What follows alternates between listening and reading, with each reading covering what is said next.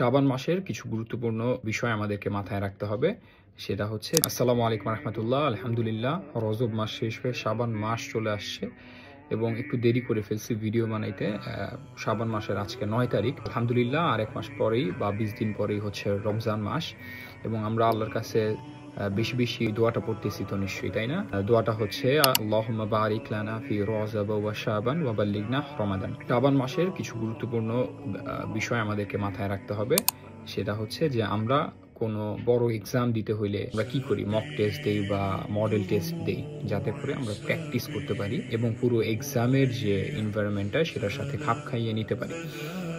এতে করে আমরা এক্সামে ভালো করতে পারি, তাই তো? ঠিক তেমনি আল্লাহর রাসূল সাল্লাল্লাহু আলাইহি ওয়াসাল্লাম রমজান মাসের চেয়ে সবচেয়ে বেশি রোজা যে মাসে রাখতেন সেটা হচ্ছে শাবান মাস। অর্থাৎ শাবান মাসে সে নিজেকে প্রিপেয়ার করে নিতেন এবং আমাদেরকেও ঠিক একইভাবে নিজেদেরকে প্রিপেয়ার করার জন্য শাবান মাসেও আমরা বেশ কয়েকটি রোজা রাখার চেষ্টা করব। স্পেশালি আল্লাহ রাসূল সাল্লাল্লাহু আলাইহি ওয়াসাল্লাম কিন্তু বিশেষ কিছু দিনে রোজা রাখতেন, তার মধ্যে হচ্ছে সোমবার এবং বৃহস্পতিবার, এবং চন্দ্র মাসের যে 13, 14 এবং 15 তারিখে আল্লাহ রাসূল সাল্লাল্লাহু আলাইহি ওয়াসাল্লাম রোজা রাখতেন।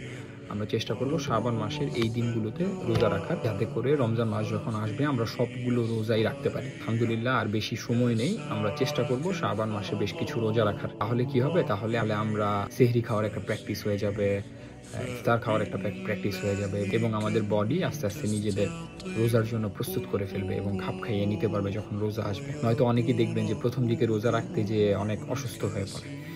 আল্লাহ তাআলা আমাদেরকে সবগুলো রোজা রাখার তৌফিক দান করুন। কামনায় বিদায় নিচ্ছি, সবাই ভালো থাকবেন। আসসালামু আলাইকুম ওয়া রাহমাতুল্লাহি ওয়া বারাকাতুহু।